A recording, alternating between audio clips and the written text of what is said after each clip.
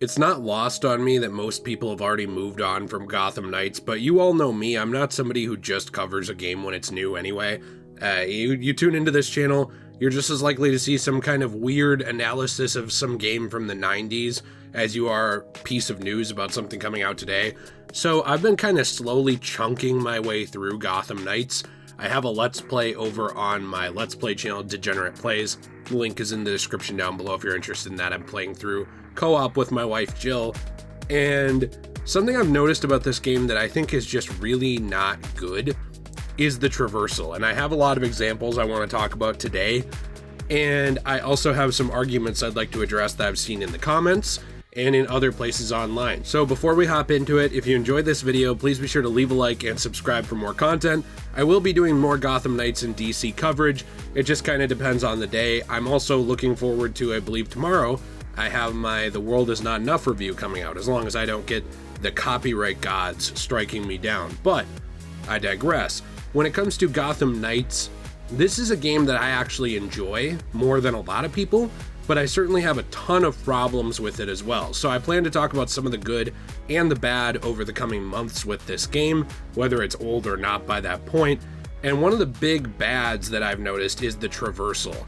I'm not just talking about the bat cycle, that could be a video all on its own, although that is something we will talk about today in general, but also just the traversal of each character as they make their way around Gotham has a lot of problems. I kind of wanted to run through the general problems that they have while also tackling each individual character and their individual set of problems or lack thereof, which we'll get into when we talk about certain ones. But first off, I think it's best to just look at the bat cycle.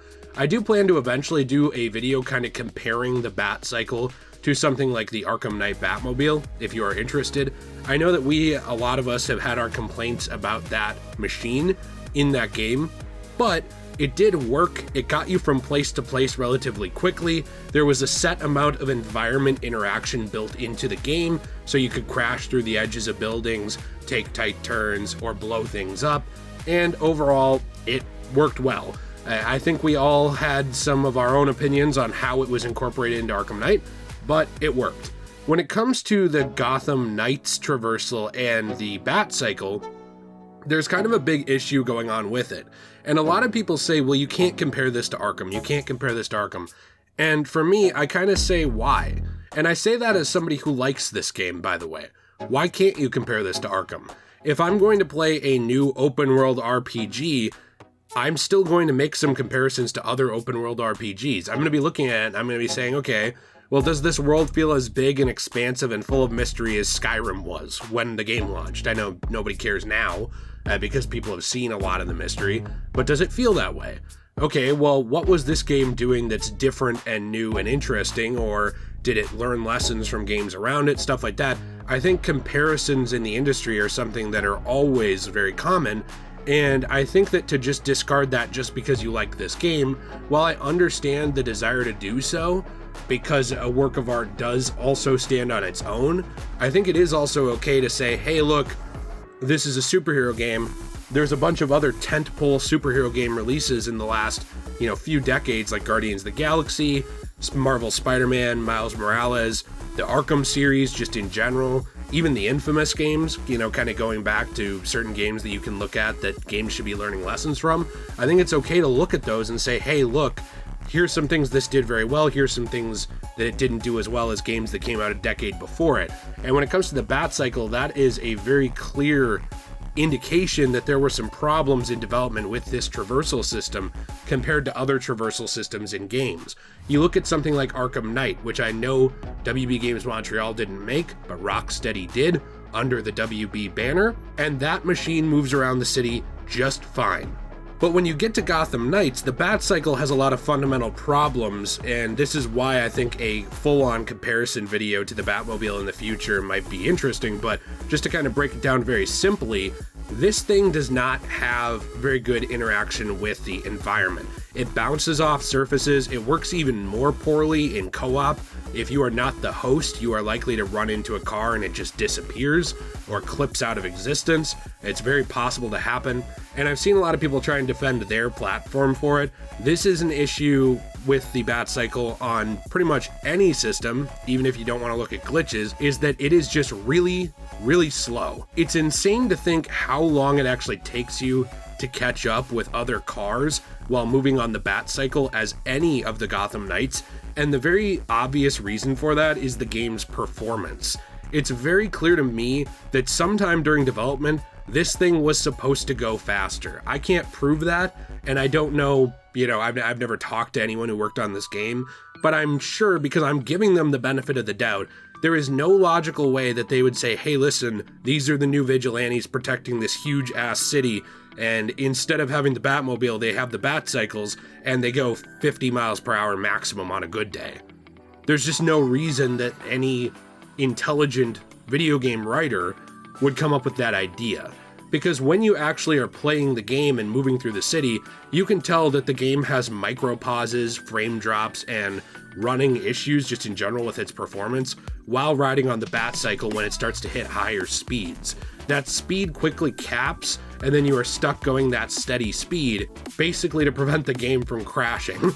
Obviously now it wouldn't fully crash, but I have actually seen it crash completely just from running around in co-op, so it's very possible it would. But moving past the Batcycle, because that could be a video all in and of itself, slowness and lack of speed is just a problem with all of the Gotham Knights.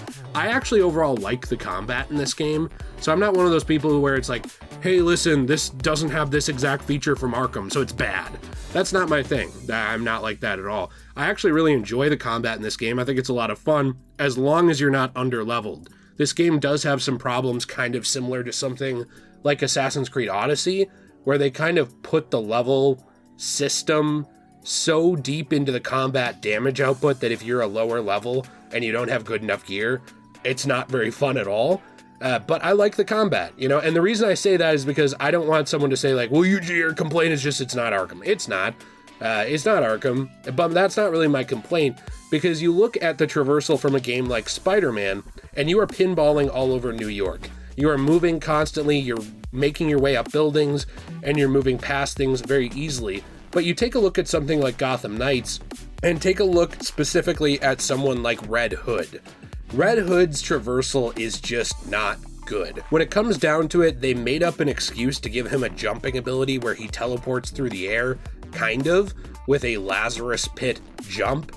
And I'm not even against the idea of someone in the Bat family using magic or having some kind of power at all. I think Duke Thomas's The Signal has really awesome abilities that have not been fully explored really in anything. And I also think that the idea, has been explored in the past that Batman knows very light magic, that Batman is able to interact with those elements of the DC universe at times as well. And so to, kind of say, I've seen people say like, well, the Bat family can't have any powers. I don't really agree with that, but the problem is the narrative decision to give Red Hood powers is pretty stupid because of how it's actually put into the game. Red Hood is essentially this victim of going into the Lazarus Pit, and there's a lot of background with Talia al Ghul in this, which you get into, but at the end of the day, what they really do is they just make up an excuse to give him a teleporting jumpy power while he moves around Gotham. The problem with that power? He's constantly falling. There is really no great way to use this power for the most part. It's just you jump off of a building, you hold right trigger or R2 or whatever it is on PC, and you infinitely jump until you eventually hit the ground. That's it. There's no real strategy to it, there's nothing really to it, and when you turn or look up or down or anywhere to grapple, there is no grapnel boost in this game, meaning that there's really no slingshot feature for the most part that maintains momentum. You maintain a little bit, it's like the lightest grapnel boost of all time, where you tap A or cross. I know PlayStation fans, I said cross, okay? Are you happy? And you can move a little bit past where you're going, but not much. You take a look at something like Arkham Origins, which WB Games Montreal themselves did develop, and yes, I understand they stole a lot of the movement from the pieces of Arkham City, boo-hoo. I really don't care, because I still think that game is good. But the point is that WB Games Montreal before had made a game where they had a better traversal system in terms of propelling yourself forward to continue traversing. And it doesn't just stop with Red Hood and his momentum, it moves on to someone like Batgirl. You start taking a look at Batgirl, she has a very similar glide ability to what Batman had in the Arkham series. The problem? Again, there's no momentum, there's no speed carried, because in order to get too much speed, it would be too hard on the performance of the game. A game which is still getting performance updates and patches now to try and stabilize it months after its release, already into 2023, basically mid to late February, still getting patches to try and improve that stability of the game, because to be honest, it launched when it wasn't ready. That's truly my belief. And I did something to kind of prove this to you, because I wanted to take a look at what you can do with momentum in superhero games. And something interesting with the momentum in this game is that it really seems to cap out at a certain point, just like the Bat Cycle. I decided to climb up to the Belfry, which is one of the highest points in Gotham City in this game. If there is a higher point, it's not by much, I haven't reached it yet, but I didn't bother looking up on the wiki if this actually is the highest point, but look around, it's one of them. When you actually dive almost all the way down to the ground and you pull up after using the nosedive feature and you go into an actual glide with Barbara, her momentum caps out very quickly and almost immediately starts to fall off, which this is very, very different from something like Arkham City or even Knight or Origins, where you can maintain that momentum of gliding for a very long time and use the grapnel boost intermixed with it to get around the city in a very fun way that didn't feel super unrealistic or stupid. And if they were going for more realistic, I don't understand why they have Jason Todd doing magic jumps and Robin tying into Justice League teleporters. It doesn't seem like this was done for realism. It seems to me like this was done to prevent performance issues with the game, which I know you have to work within the framework of what your game is. But looking at something like Marvel's Spider-Man, where you can just constantly propel yourself forward, it's also a feature in things like Sunset Overdrive, which, again, Insomniac does a very good job with Traversal in general.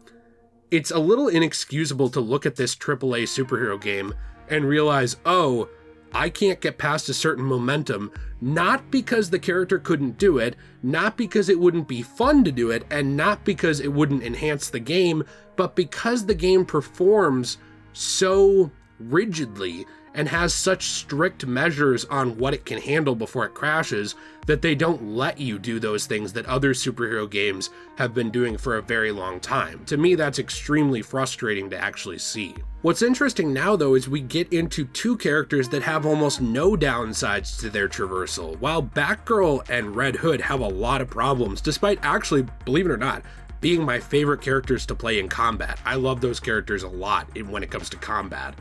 Robin and Nightwing have almost no downfalls to their traversal system outside of just the basic limitations of the game, the Bat Cycle, and a lack of momentum when you actually use the grapnel feature. Outside of that, when you actually look at their abilities to move around the map, Robin is able to hack the Justice League satellite, tap into it, and use it to teleport short distances. And essentially what you can do with this is just hold right trigger or RT, and you can teleport pretty much infinitely as long as you don't touch the ground. It's pretty fun, actually. It's a very cool way to get around the city. I think it could have been done even better because it pretty much just enters you into creative mode and then you respawn when you let go of it. That's kind of what it does. But overall, you can move the actual teleporter up or down. It's very, I would say, it lacks really any drawbacks to using it. And then it also does have a bit of a tie-in to combat with a couple of abilities as well.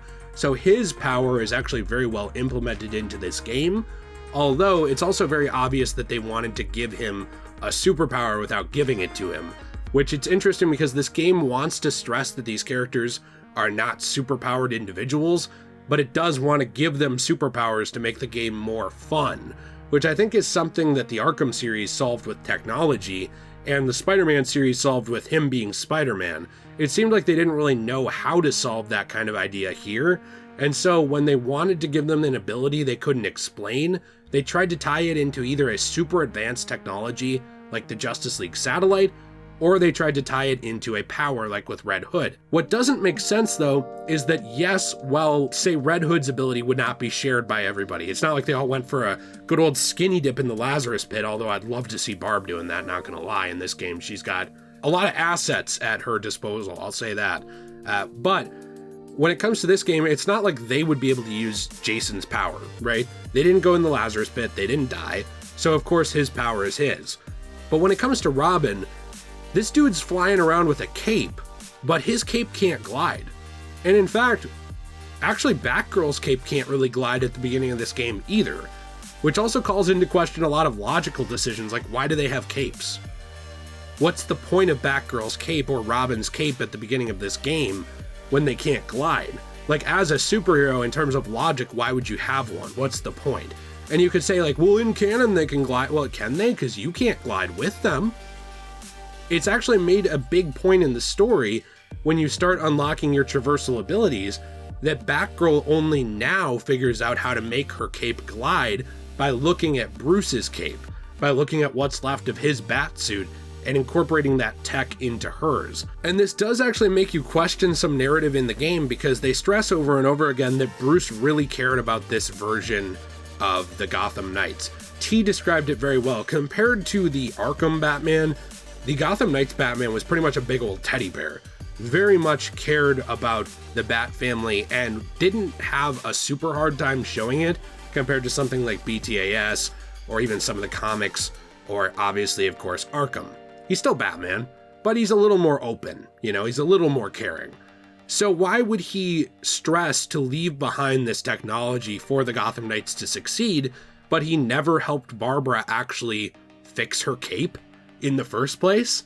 And then Barbara never helps Tim do it either. She incorporates this technology into her cape to glide, but she never shares it with Tim Drake.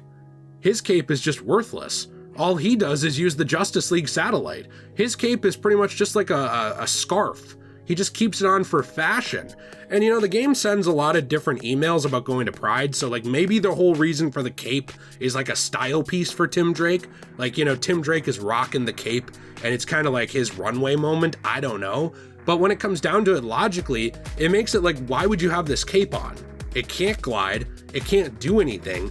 You're more likely as Batgirl or Tim Drake in the beginning, you know, Robin, to have some thug grab your cape and whip you to the ground or choke you out with it, or God forbid, wrap it around your neck like a noose, if that thing doesn't have some kind of abilities to it that are worth having. I suppose you could say like it's fire resistant. Maybe that's the logic behind it, like Batman's cape was. But if that's the only purpose for the cape, you'd think it would be retractable or something. Anyway, I know I'm getting too much into the cape, I understand. My point is there's a lot of fundamental flaws with the logic of the traversal of this game and how it actually goes down. But one of the most, I would say, egregious problems with the game is the fact that Dick Grayson has no issues with his traversal that I've noticed at all. This dude can fly infinitely. He has an ability called the Flying Trapeze, which I do like the callback, I think it's fun. He's essentially riding around on the bottom of Green Goblin's glider.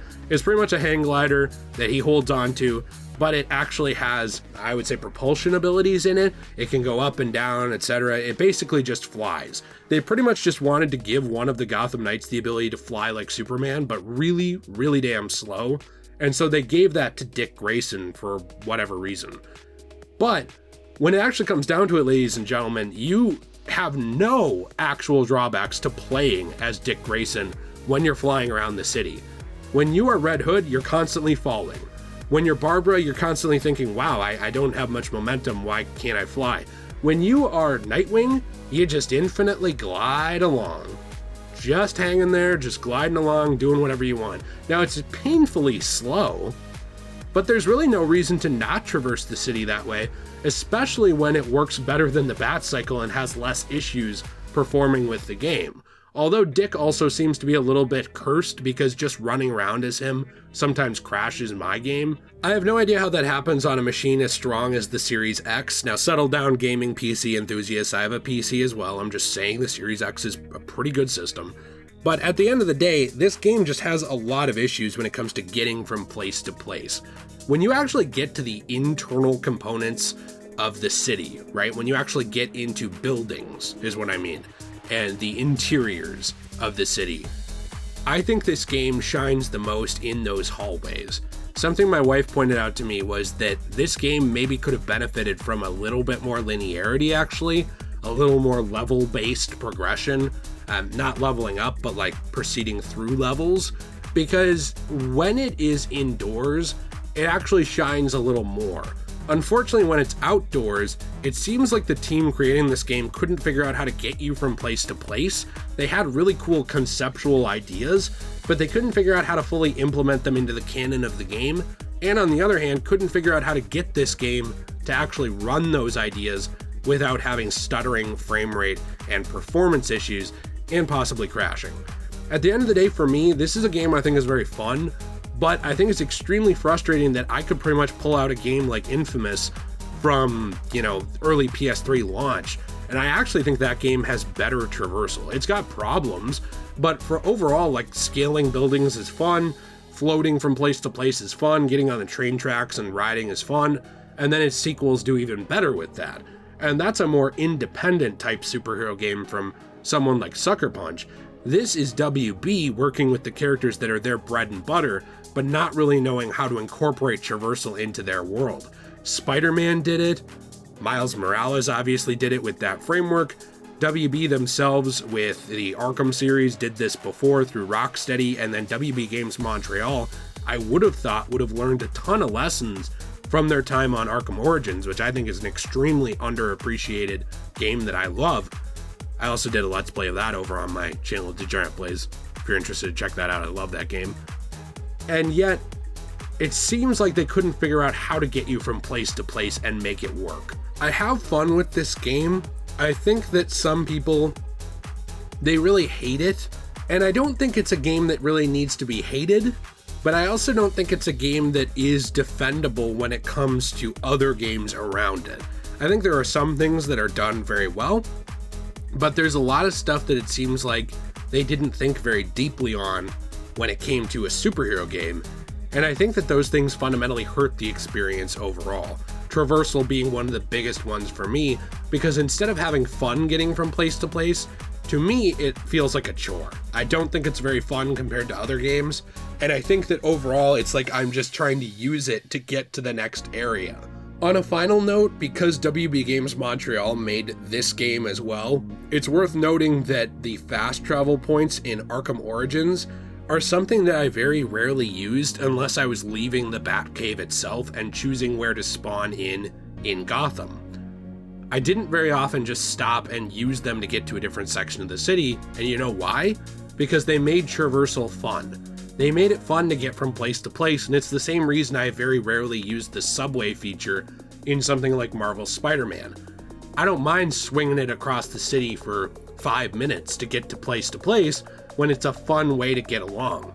This game though, whenever I can fast travel, I do. And I think that that's telling that I don't like interacting with the traversal system enough to actually use it when I don't have to. So anyway, this was kind of my breakdown, detailed review on traversal in Gotham Knights. I don't know if this will be interesting to anybody. I hope it is. It was interesting to me to talk about.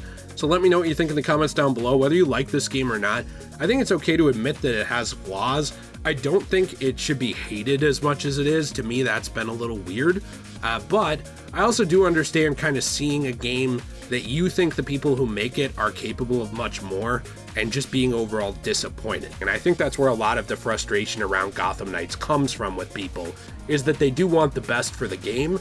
It's just the game fundamentally frustrates them. So let me know what you think in the comments down below. Please be sure to leave a like and subscribe. If you made it to this point in the video, channel memberships are up now. So if you're interested in supporting the channel, we do appreciate you very, very much for doing so. And I'd also like to say a big thank you to some of our channel supporters and patron members right here. So today's a little different. I wanted to say a thank you to every member and patron of every tier tied to the main channel, whether it be through the memberships or through Patreon. So I wanted to say a big thank you to Jake, Michael, Triple Dunk, Angelo, DA Blizzard, Nolan North, that's crazy, the voice actor is supporting me, Hergens, unless it's H4R Guns, I apologize, I'm not good with names, the Techno Saiyan, obviously repping Dragon Ball out here, and then of course as well, Cupcare, Michael, Jaden, Jason, Regular, Mark, Vince, Sean, Colin, Gervaris, and Jonah. That was everybody at every tier. I appreciate you all very, very much. YouTube's been very, very, very hard the last couple of years, especially like on this channel. My videos aren't shown to very many people, and it's very hard to get my name out there and actually get people to see what I'm making. So everybody at every tier, you are very much appreciated. I really care about you guys, and it means the world to me, so thank you. Please be sure to leave a like and subscribe if you enjoyed this. Have a fantastic day, and as always, everyone, stay shway.